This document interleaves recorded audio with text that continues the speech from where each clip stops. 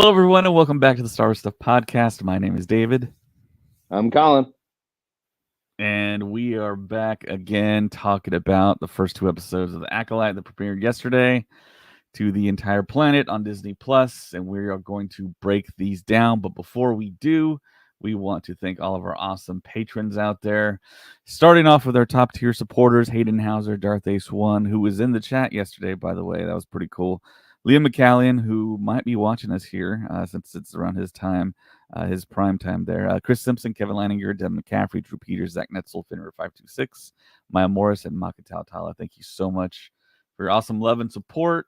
And without further ado, we are going to break down the first two episodes of The Acolyte. So if you have not seen the first two episodes, which I wouldn't think you haven't because you're watching us right now, turn the podcast off, come back later because we're going to go through and talk about Easter eggs, stuff we noticed, stuff other people notice, the discourse online, theories, all kinds of stuff. So, Colin, what did you think? You didn't go to the advanced screening, so what were your kind of overall feelings about the two episodes?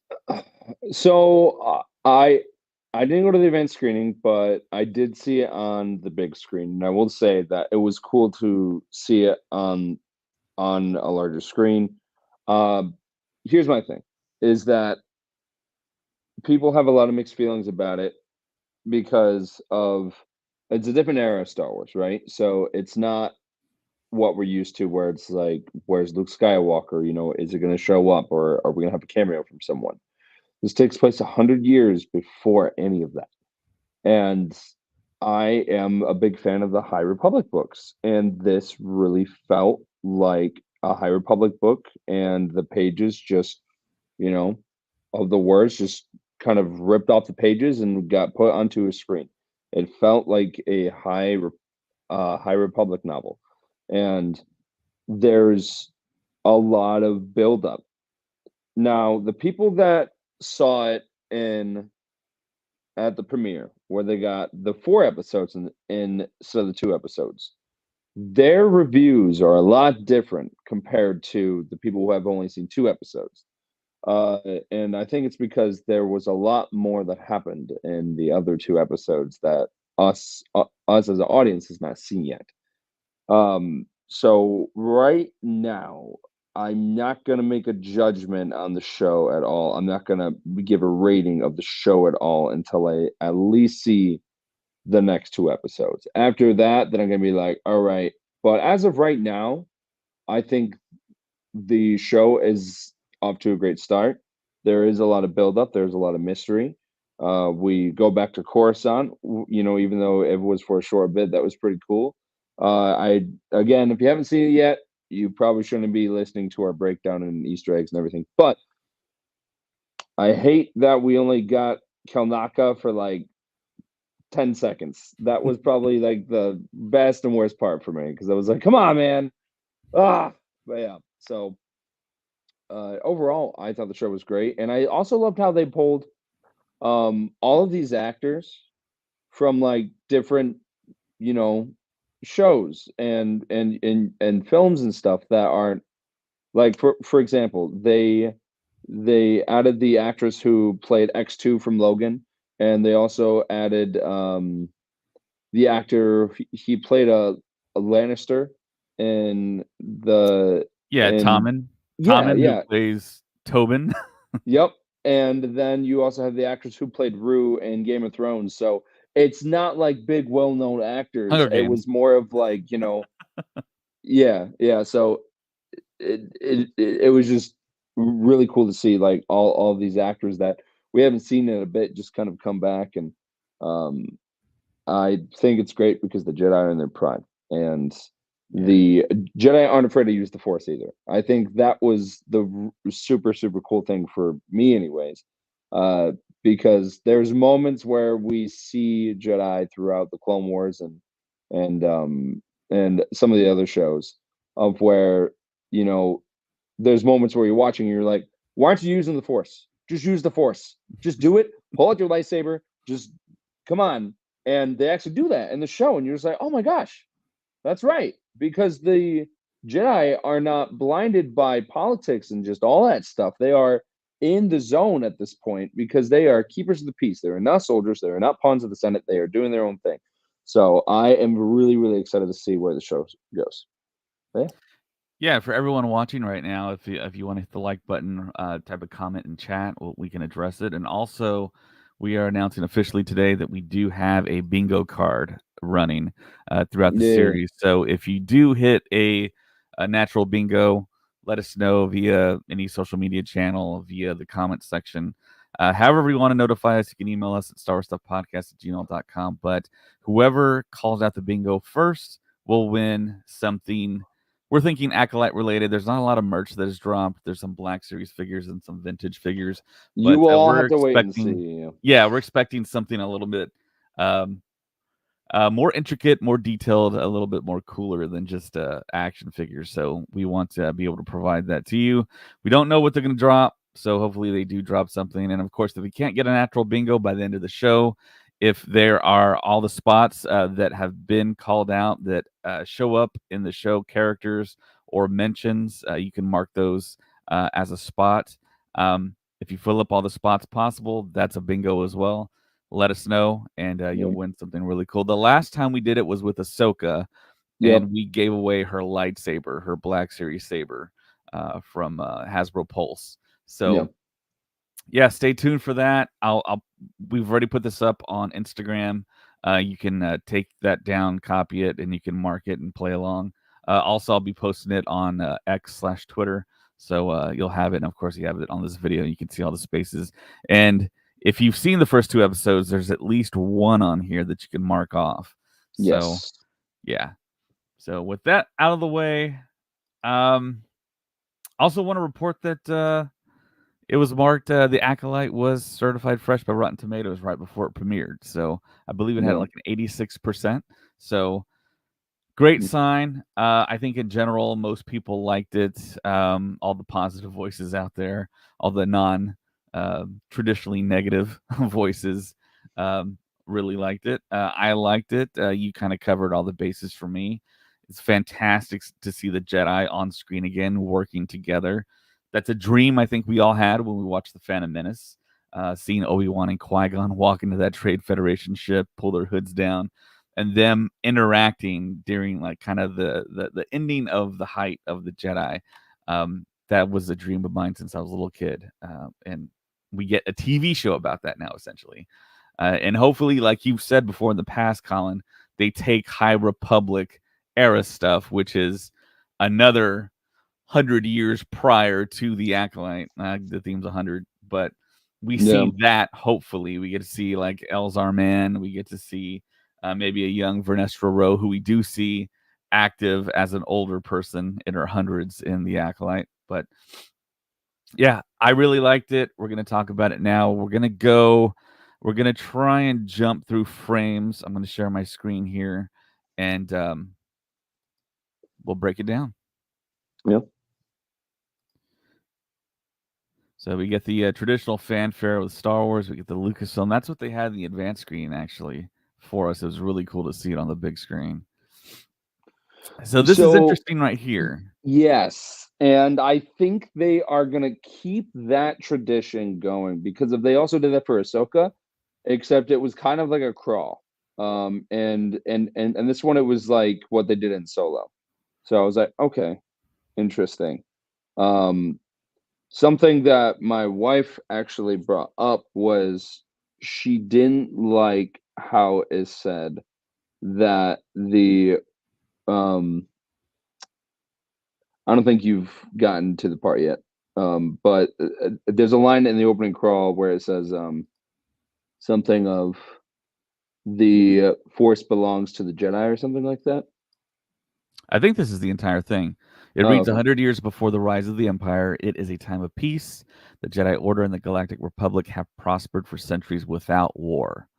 Yeah. But in the dark corners of the galaxy, a powerful few learn to use the Force in secret. One of them, a lone assassin, risks discovery to seek revenge. Yeah. So yeah, that's the entire thing. Hmm. And we do the drop down. One thing that was kind of surprising was the fact that we didn't get a traditional crawl because we have heard in the past Kathleen Kennedy specifically said they're going to try and bring the crawl back.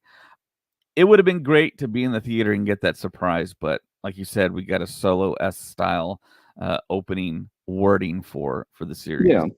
which I mean is kind of a nitpick, but I think we all kind of want to see the big Star Wars logo blast on with the John Williams classic music, and then the actual crawl happening. This would be a very tiny crawl, but I think it would have worked either way. So yeah, we drop down to our main character, who I think we're all kind of assuming is the Acolyte, and that is, I believe that is her transport in the back. That is her ship in Yeah. the background, and we see it a couple times in this episode. And this right here, if you look closely, Carl actually pointed this out in the post show last night. It almost looks like that could be something akin to Rey's fudgesicle speeder from The Force Awakens in the Yes. lower right hand corner. Yeah. And also the big kind of archway here, the gate, signifying that you're entering kind of like a town or a city or just a village. And all these special effects were done again by Neil Scanlon, who started off doing the sequel stuff, doing the creatures and effects, and they used his warehouse again.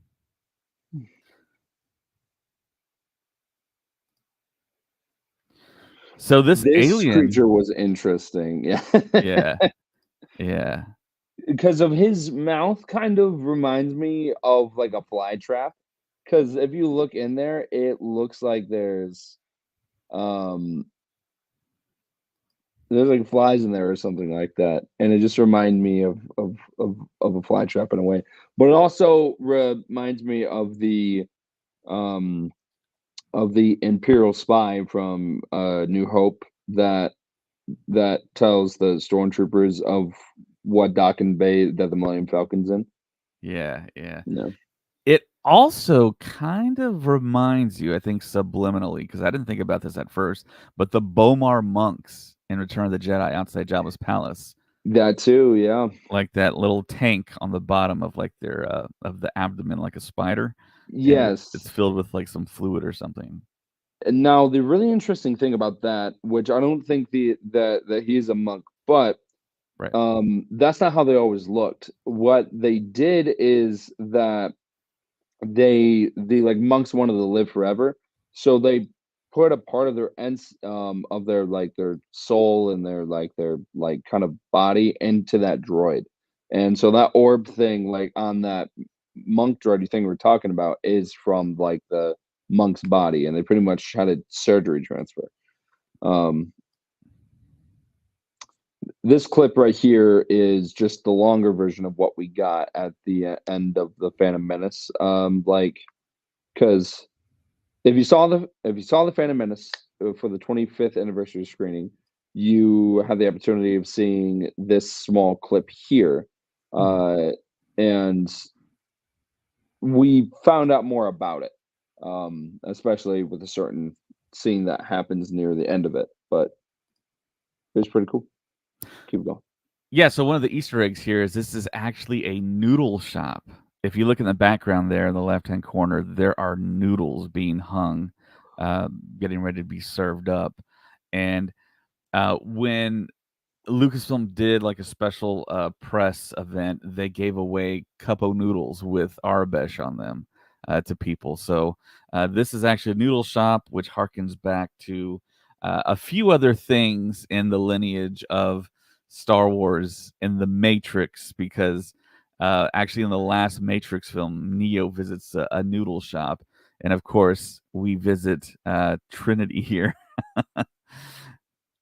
as a Jedi, essentially.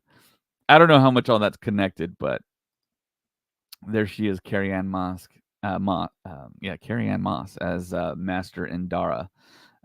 So she's sitting there, and at the beginning there, when she talks to that little alien creature, where she offers a coin, she asks, "Where is your Jedi?" And the reasoning behind that is because Jedi are stationed all over the galaxy on different planets, almost kind of like church missionaries in a way.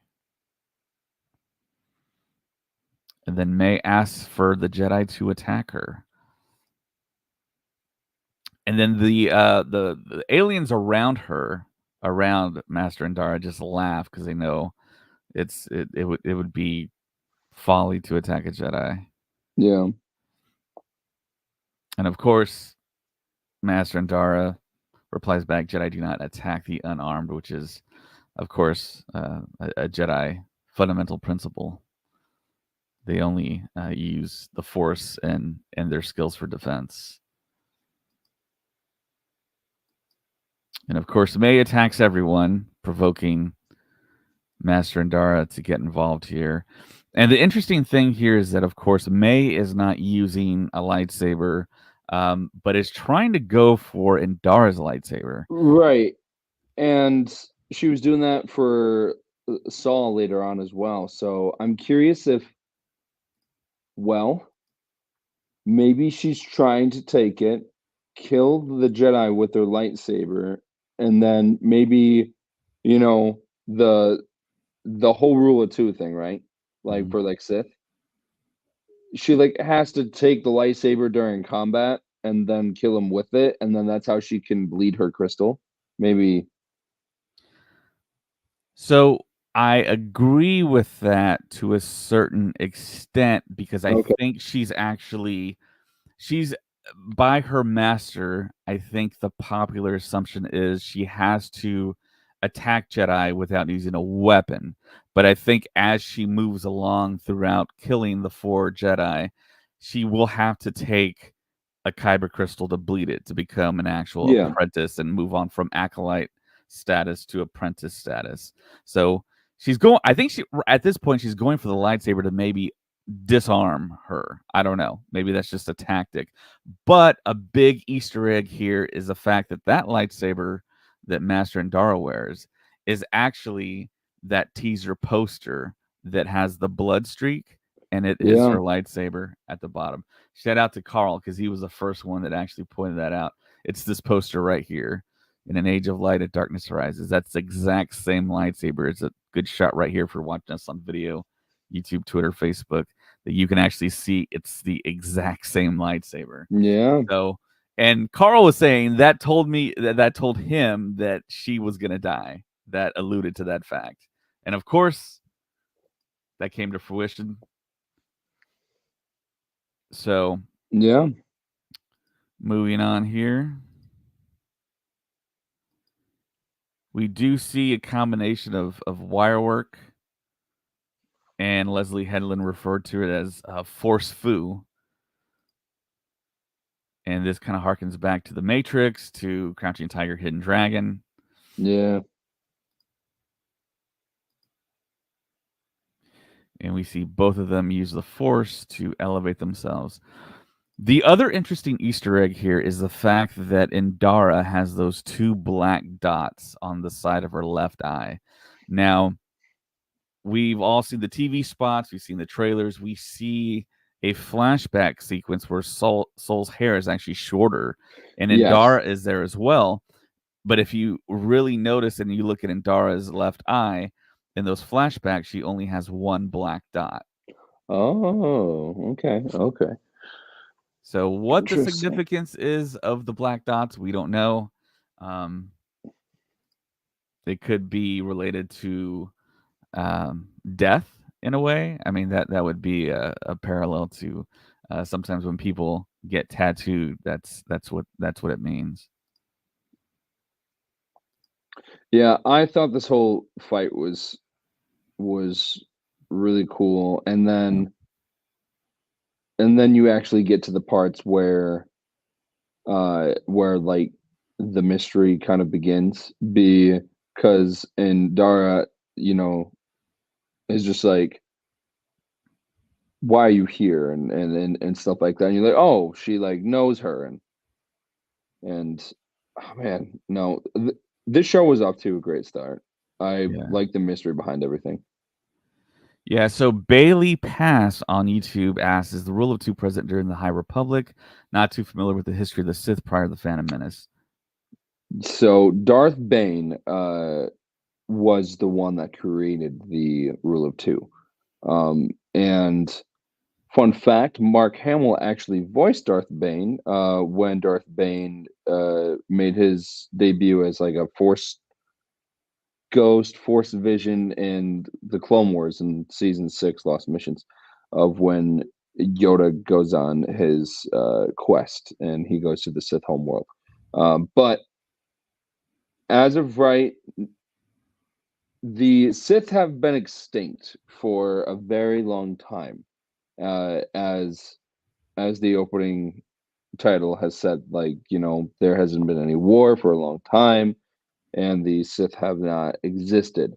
But you know, this is hinting that we might see the return of that in some way earlier on, because if you watch The Phantom Menace, there's a scene of where Qui-Gon Jinn is like, I've encountered a Sith Lord, and then Mace Windu is like, a Sith Lord, and then Kai Adi Mundi says that they have been extinct for a millennium. And there's a lot of rumors and theories that this is an actual Sith. The Jedi fight them, but they don't want to, cause chaos and have that reek across the galaxy.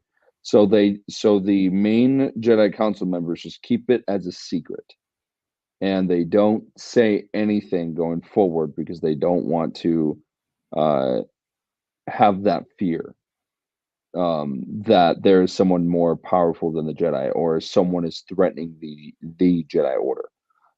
But the rule of two, it exists, but not to the extent of what we see later on with like Emperor Palpatine, Darth Vader, and stuff. Because the Sith are still in hiding right now. They will slowly come back to power. Right, right. Yeah. So in this shot right here, you see Amanda Stenberg, who's playing May. Her armor, she has chainmail. She has like a chest plate, almost kind of resembling kind of ancient, like feudal Japan samurai, which is a pretty cool nod back to what informed and it motivated George Lucas to create Star Wars. And you can see the kind of waistband that she wears that holds her blades as well, which kind of mirrors the belts that the Jedi also wear. And they duel. And this scene right here, it reveals the spiral Yes. marking on her forehead, which, of course, if you've seen all the marketing, you've seen Mother Anastasia. She has a spiral on her forehead, which, of course, that's a connective aspect here. And I think we've all safely kind of assumed that she was with that witch coven, and the Jedi took her from that coven, and there is some type of connection there. Is Mother Anastasia, which is the name on the StarWars.com databank, is that the mother of May? Um, it's yet to be known, or is Mother just kind of her title as she is like maybe the head of those witches there? Don't know yet. And she's strong in the Force, and we get to see Trinity, ironically, with a green lightsaber like the Matrix.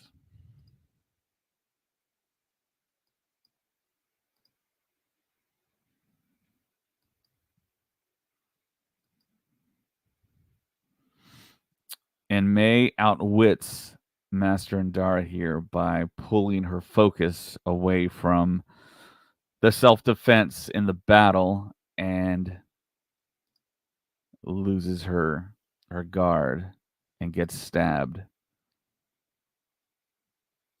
And it's a fatal wound, apparently. Yeah. Even though we've seen other people survive lightsabers to the stomach.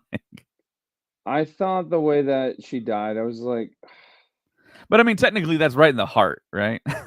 yeah. I was just bummed because I was just like, she is a big actress. She is a big actress, and she. I was excited to see more of her character during this present time, because we know we'll see her in flashbacks and stuff, like, absolutely. Right. Because we have to find out exactly what happened to Osha and May, and why May wants to kill the 4 Jedi that were there. Right. So I'm I was just kind of bummed. I was like, really? It was that quick? But it was like, it's okay. We'll see where it goes. But yeah. Yes, and this of course harkens back to old cinema like Scream and Psycho, where they kill off like the main character or the main actor actress before the actual movie gets underway. And a lot of people thought that. It was kind of interesting how intuitive this kind of was, and I kind of thought this too. I was like, if they're gonna kill someone, it's probably gonna be Carrie Ann Moss's character in Dara because we don't see her in a whole lot of other stuff in the marketing. Yeah, I was gonna say.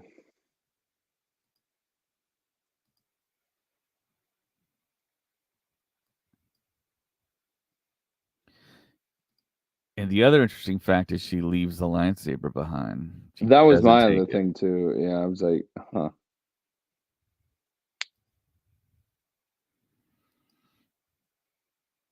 And she goes to pick up her other blade, about to kill the barkeep, but then notices a child.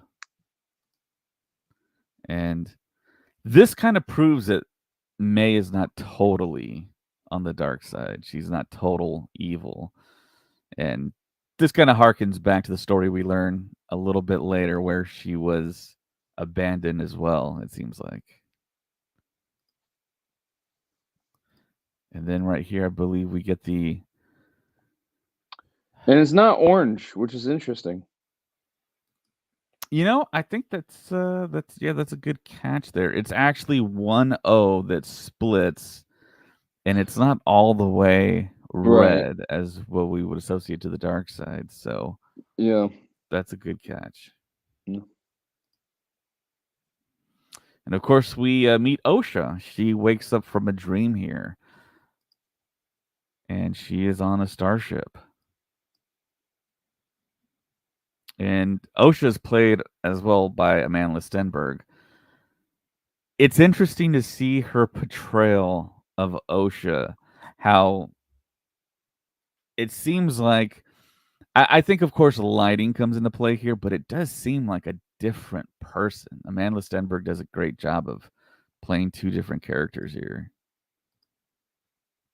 And of course, with every Star Wars series, we always get a new droid. It seems like we got BB-8 in the sequels, brand new droid. We got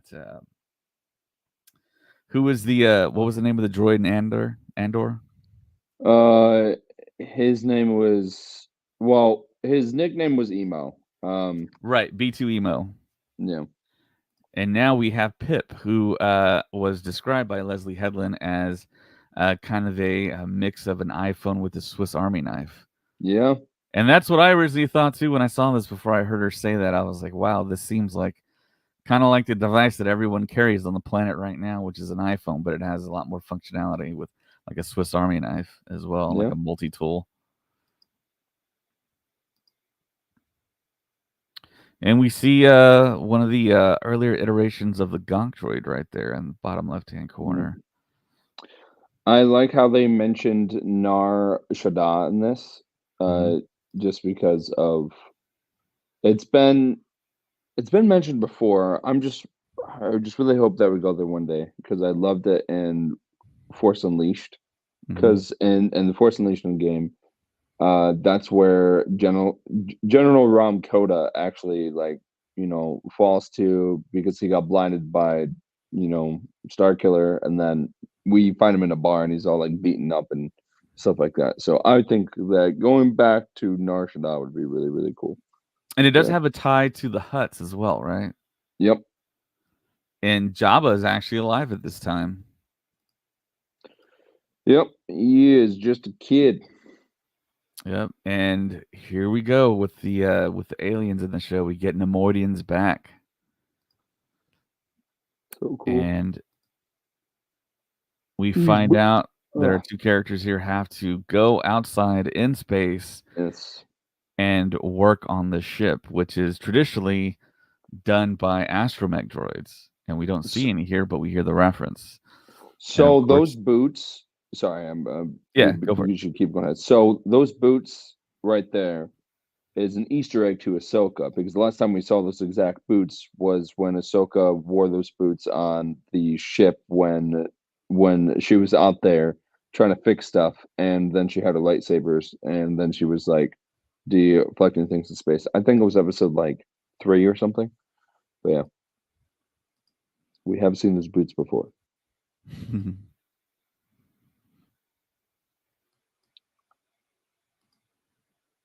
And yeah, the Nemoidians make it known that the mechnics here are disposable and illegal workforce. And you see Pip here in action, putting out the fire in space, which some people have an issue with, but the fire has always been in Star Wars and outer space. Yeah. So that's never really been that big of an issue until now, I guess. But and of course the fire triggers a flashback, a little bit of PTSD there for Osha, and she hears voices of, I guess, that fateful night that we learn about later. And there's Pip beeping. Pip is actually a fire extinguisher too, which is convenient. Feel like he's everything. And you can do it all. And this shot right here, we see the first live action iteration of a Jedi Vector. So, and it's got a new paint job too. I like it. It's got a new paint job. It's got a new design, really, because the vectors that we saw in the comics looked a little bit different. Jedi vectors are Jedi starfighters. They can seat a master and a Padawan, and it's activated using their lightsaber, which is really cool. The lightsaber is like the key to the car. Yeah. And of course, we learned that May is a former Padawan that's left the Order. And here we get Yord Fandar, which is one of the main characters. And for the first time ever, a Zagarian Jedi, which is a race that is known to be enslavers of other beings out there in the galaxy. And her name is Tassie Loa, and she's the Padawan to Yord. This is really, really interesting, and I think this is what you and I were talking about the other day. But she's a Zygarian, which is very, very interesting. Because, well, has it been confirmed that she is a Zygarian? Yes. Okay. So here's the very interesting. Well, wait. I don't think it's been confirmed by Lucasfilm or anything, but I think the consensus is she's a Zygarian. So Zygarians normally don't have horns on their head. But if this is a Zygarian, let's just say that she is. This is really interesting because her people are very well known in the slaver community in Star Wars. So if she is a Jedi, she's going against everything that her people stand for, which is very, very interesting. And there's a whole arc in the Clone Wars about this, of how the Zygarians hate the Jedi with a passion because the Jedi stopped slaving for the most part. I mean, clearly it's not true because once we get to the Phantom Menace, we see, we meet Anakin as a slave. But it's very, really interesting that they chose this particular species to be a Jedi. So I'm curious of the story behind that. And the Nemoidian here says this is a cargo ship. We have no passengers. What cargo they have, they never let us know. And you see Yord using the Force to get what he wants, which is a little bit not on the light side there. And then we see that May knows Yord, but Yord is very hesitant to embrace her, welcome her. He's very standoffish here. And then this scene right here coming up where Osha reaches for Pip. I like the fact that they show Yord reaching for his lightsaber here. He's a bit freaked out. It's pretty much the same thing as a cop reaching for their gun, maybe being a little trigger happy there. And of course, she's suspected to be the killer of Indara, who was played by Carrie Ann Moss. And then the Zagirian Padawan kind of does the questioning here, and May references the fact that Yord knows most of this information, and they're just trying to figure out where she was. May claims she was, or Osha claims that she was on the ship the whole time.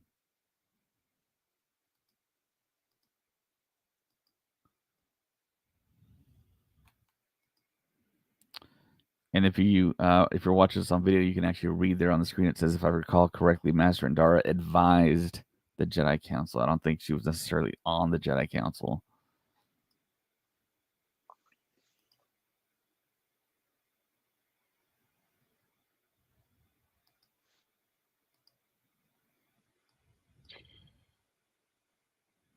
Yeah, and I think the joke that I kept hearing is that this is a protocol droid that just kept hitting the gym. Like, Very Cylon-esque. yeah.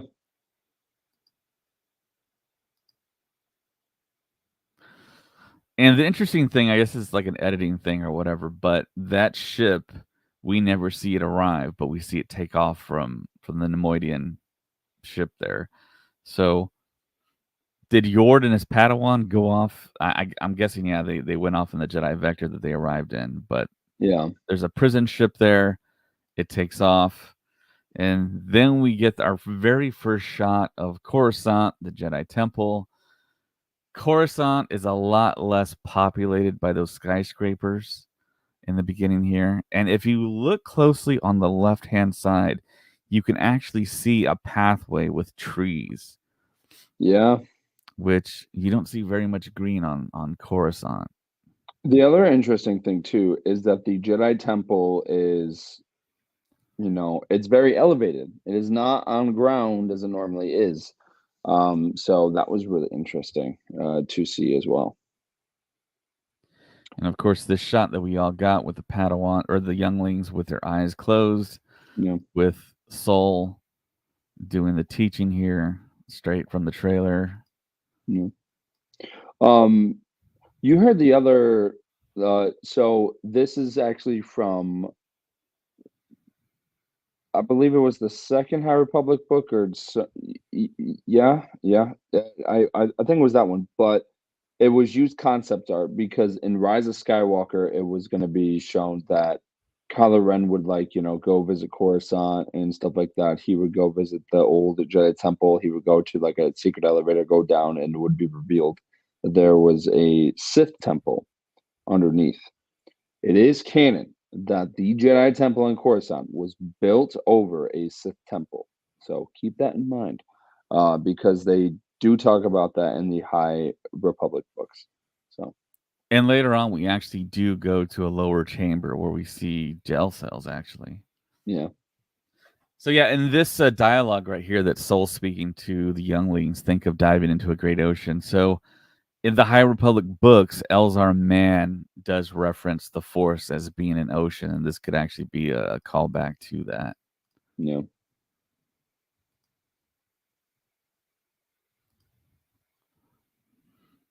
And Soul's asking all the younglings what they see. They see life. And this one says they see a fire. So this, I think we're all thinking that she's looking into Soul's mind and sees that incident that gets fleshed Oh. out later on. And Soul maybe kind of battles her and tries to keep her out, possibly, and kind of changes the conversation, so to speak, here. But luckily, conveniently interrupting his teaching and the meditation there is our first shot of the High Republic character Vernestra Rowe, who is Yeah. a young teenager in the High Republic books. And of course, now she's kind of famously known as having a purple lightsaber that can turn into a light whip that we will Yes. eventually see. in the show. And Leslie Headland has stated in interviews that we are not going to see Yoda, but it seems like it makes sense that maybe Vernestra Rowe is that type of Yoda type figure. I mean, aside from the green skin, she seems like she's the eldest. She's over 100 years old at this point in the story. And it seems like she gives counsel to everyone here. And of course, she mentions that she remembers Sol when he was a youngling.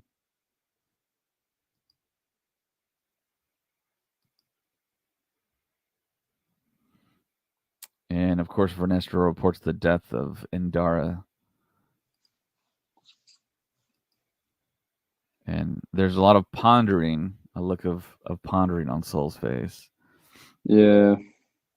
I'm really curious of how long we're gonna have to wait until we see the actual flashback stuff, because I'm really curious of what triggered all of this. Because we know that Yeah. May started a fire, and she thought she killed her entire family, and Osha thought the same thing. Right. That I was just about to bring that up, Colin. So the Jedi think that May is dead, and then May thinks Osha is dead. It's yeah, going to be to see how they pull that off narratively and visually.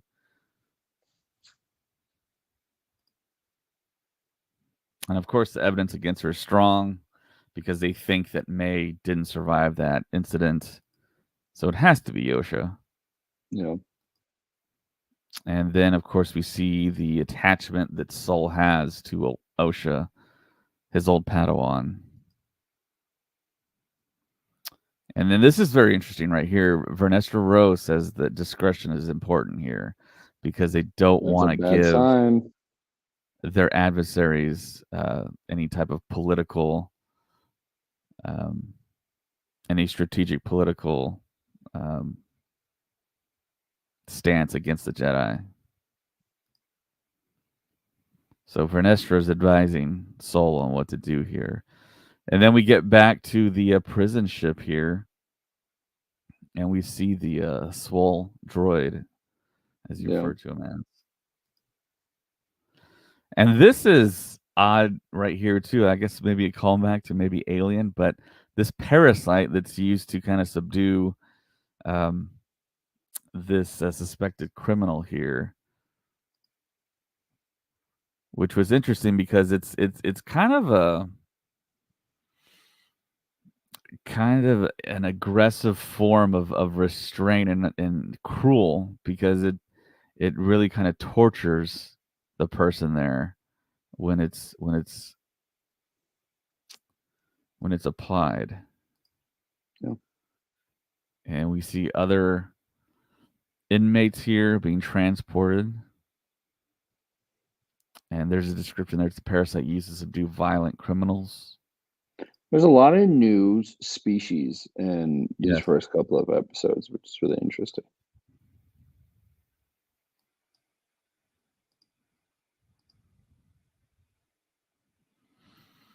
And then we Like, get Convict 3, yeah. who looks like a cross between um,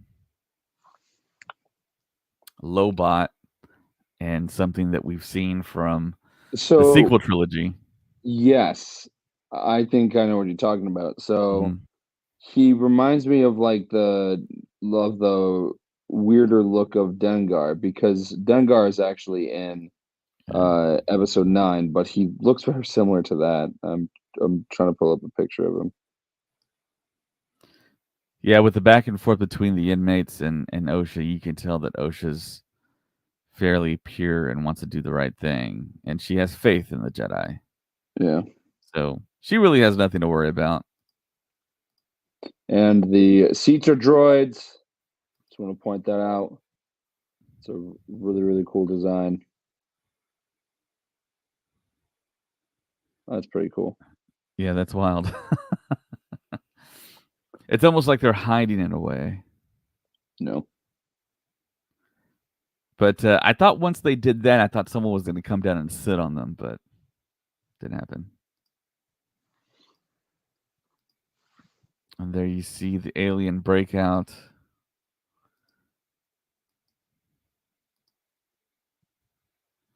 And then OSHA right here, she sees Pip on the ground. And we think she's going to use the Force, but it looks like she's lost all of her ability to do that.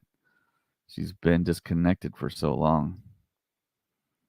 But then luckily, the ship shifts. Uh, so the gravity moves Pip over to her. She picks her up, or picks Pip up. Breaks out, tries to help that criminal with the parasite, does the right thing. Criminal gets up, pushes her aside, jumps in an escape pod. I love that they use the classic escape pod sound effect. Yeah. The only thing that kind of bothered me about the scene was that it's got 4 ports, right? So that means that they only used 2 of the escape pods. So there was 2 more. And it could be that the other 2 were already Yeah. evacuated or ejected at some Yeah. other point in time. So I think we get a name of a planet here. We do. And this planet actually appeared in the Clone Wars, if I'm not mistaken. What planet are you thinking of? They do put the name right on the screen. Yeah, it's not Ilum, if that's the one that you're thinking No, of. yeah, I think it's like I don't know if anyone in chat can chime in with the There name of it, but I there think really wasn't it was any the other first one. time either Ahsoka and Bo-Katan meet or Sabine and Bo-Katan meet in That the ship. planet? Really? I believe so.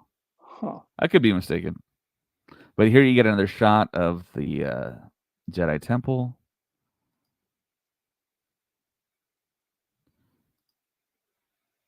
And we get our first introduction of Jecki. Jecki Long, played by Daphne Keene. And her alien species is Thelan. And traditionally, Thelans are hybrids between human and alien species. And I think I heard something where Jecki is actually 90% human. So I think Thelans traditionally have hooves where their feet are. And I think she has normal human feet.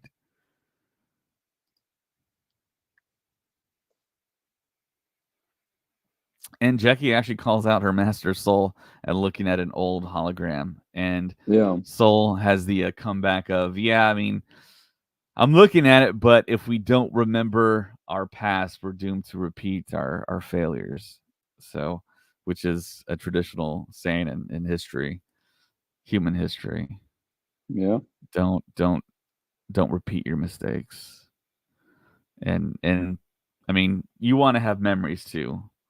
That's the way that they can keep actual memories of people that they care about. And what do you think about the design of Jecki? So her species is from a character that we saw in Return of the Jedi, right? Like it was. Right, yeah, one of the singers. Yeah. I like it. I think it's cool. Yeah, you can clearly see the Padawan braid there. Yeah. And the other interesting fact that I think is another kind of quasi Easter egg is if you look at her belt there, there's a hint of green. So apparently, whatever color is at the top and bottom of the belt, that's the same color as her lightsaber. So of course she has a green lightsaber.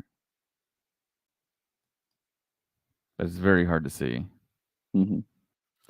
And like you referenced before, there's a Sith temple that the Jedi Temple was built on top of. It looks like we're in the lower corridors of the Jedi Temple, and there's actually Yeah.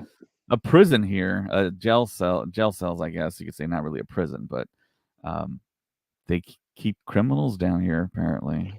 I just don't think this part right here though is in the Sith temple. I don't think they're in the Sith Right, temple right. now. I I don't think think so either. I think it's kind of like a hidden thing to most Jedi, yeah. and only some Jedi know about it.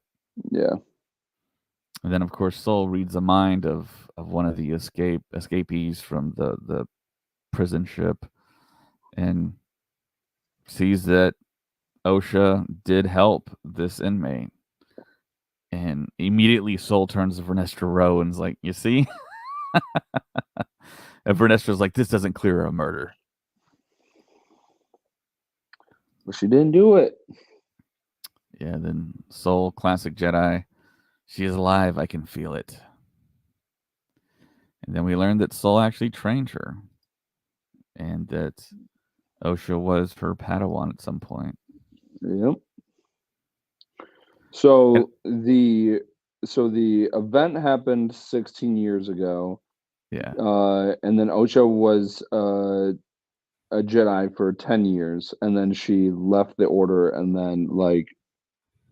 then fast forward 6 years later, here we are.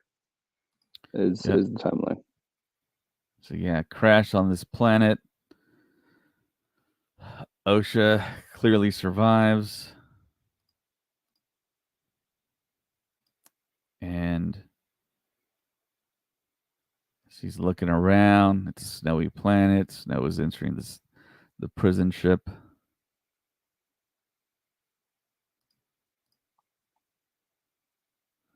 And you can see the wreckage.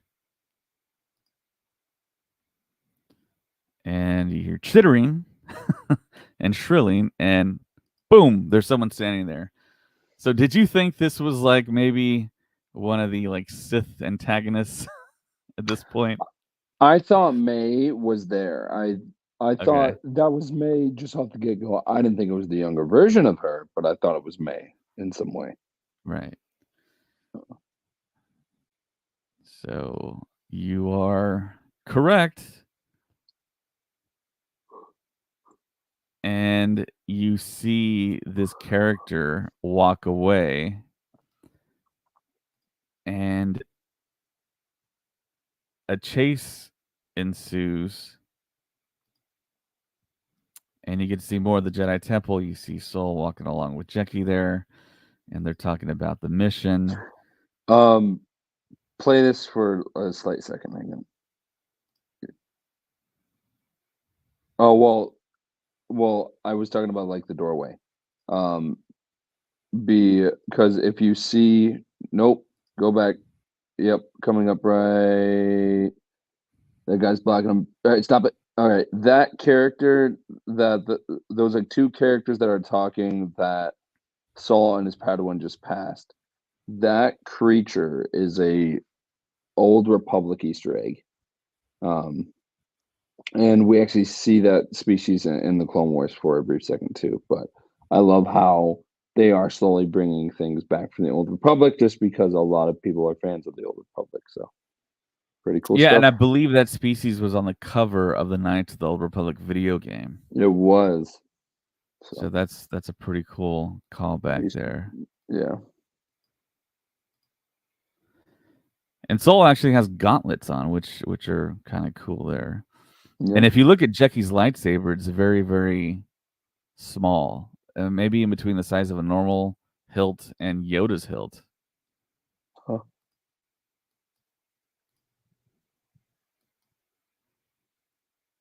And they encounter Yord.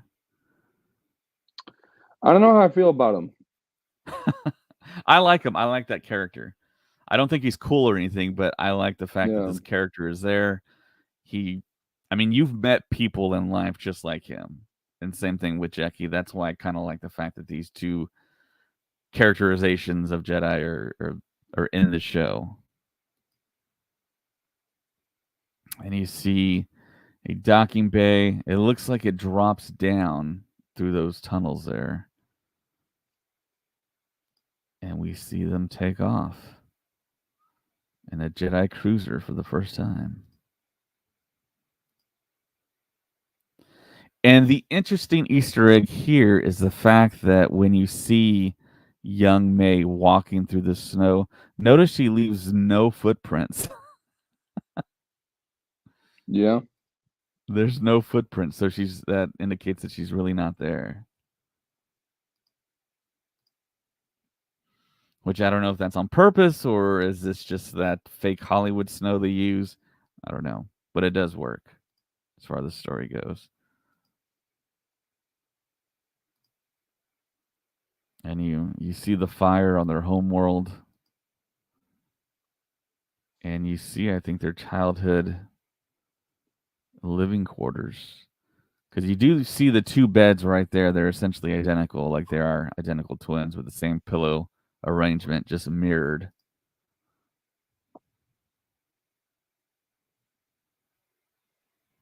And here's this rhyme that they do: as above sits the stars, and below lies the sea. I give you you, and you give me me. And that can also be attributed to Master Soul, because soul actually translates to sun in Yeah. Spanish. So, and a sun is a star. So there could be another kind of hidden, kind of under the covers meaning there, and have more to do with soul. So I believe they actually did use twins for these two roles as young Osha and young May. I believe they were Yeah. at the premiere.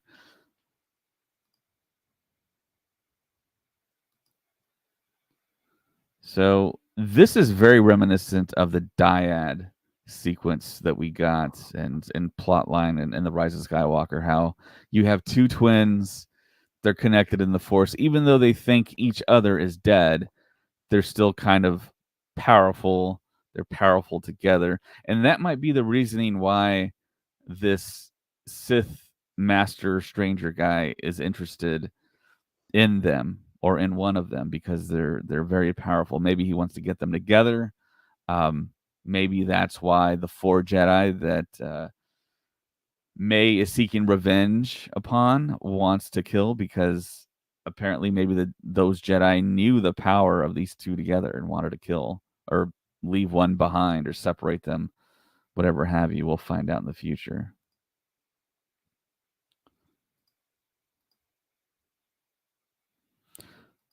So we see Master Soul contemplating more and more. So I'm curious of why it wasn't in OSHA's file that she had a twin sister. So that means that they are covering something up even more.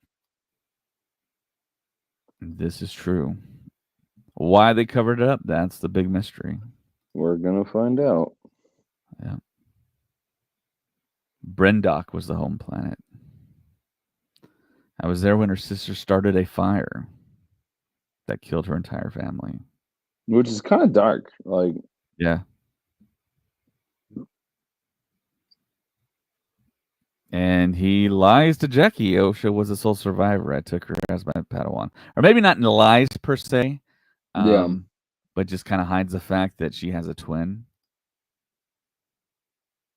And then Yord freaks out. I didn't know Osha has a twin. It's not in the record. And Soul actually lets that info escape there. And here you can see the Jedi cruiser. It splits in two. Almost kind of like what we saw in the prequels when you saw the hyperspace ring. Maybe they made Yes. art to I was go about to on say life. that. Yeah.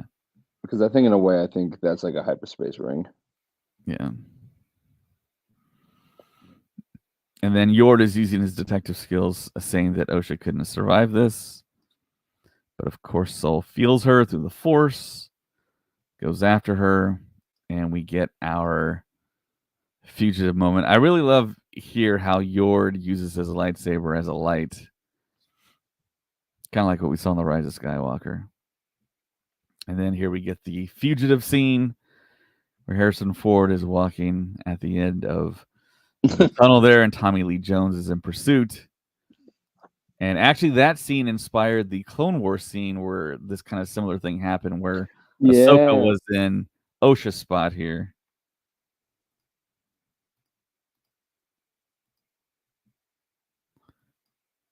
And then we see Soul trying to tell OSHA not to jump. And of course, he ends up using the Force to save her, pulls her back in. And you can very much tell that Soul believes in OSHA and the good in her, that she didn't commit the crime. And of course, Yord is playing it by the book, wants to cuff her. Jackie has the cuffs there. Soul says, back off. And we are back at that same, I think it's the same planet that we ended up on earlier in the show because the same rock formation can be seen. And we see May walking up. This is trailer stuff right here. And we hear what we think is a Sith, their voice for the first time. It could be a voice changer. I dig the voice. And the Sith we think is a Sith explains that an acolyte can destroy the dream, can kill without a weapon. I think them turning on the red lightsaber was kind of pointless. I think that was just kind of like, okay, I don't know. Mhm. I just don't think turning on your red lightsaber just to be like kills the dreams. I was just like, okay. Yeah. I just thought that was an interesting choice Yeah. because it was like Darth Maul turning on his lightsaber and Solo, where it was just like, you're in a hologram. Why are you turning on your lightsaber? Who are you threatening? Who are you trying to intimidate? Like, I mean, I don't know. It was just kind of like, okay, but yeah, there you go. The second episode is called Revenge and Justice. Yeah, I think we have to do another podcast for that one here because time is up for me. But Okay. yeah, I thought it was a fantastic start to the series. Not slow at all, pretty fast paced. I like the character introductions, the Jedi. Um, Amanda Stenberg's acting was great. Lee Jung Jae's acting was terrific. Carrie Ann Moss is always good. Um, Getting to see Jackie and uh, Yord interact with each other was cool. Um, Going back to Coruscant, seeing the different planets. I think all of it was great, and it was a great start to the show. And I was thoroughly pleased, and I was lucky enough to go to an event screening at the AMC in Austin to check it out. So I was thoroughly pleased. It did really hold up on the big screen. They spent $180 million on this series, so yeah, they didn't hold off on anything. My series is going off right now for some reason.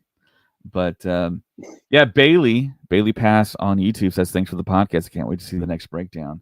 And RevoCraft says thanks, guys. Yeah, thank you so Yeah, much, of course. everyone out there watching us on YouTube, Twitter, Facebook.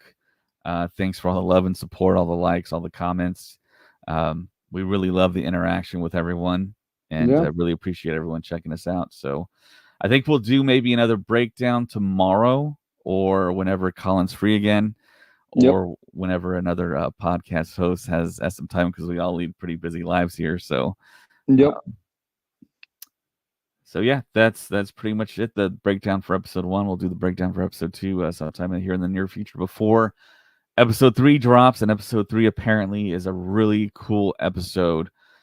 Some people say it might be divisive. Some people say maybe the best of the 4 episodes of from the people that have seen the 4 Okay. episodes. Yeah, so. And just another reminder, the Acolyte bingo card is out there. Like I said, there's one spot on there that you can mark down, and if you do call out a bingo, you'll win something cool from the Acolyte, most likely. Um, the merchandising blitz hasn't been there for the Acolyte, but we're assuming that there's going to be stuff like maybe like a pip droid released, or maybe a lightsaber. Yes. Yeah. So for episode 3, that episode is 42 minutes long. Okay. Yeah.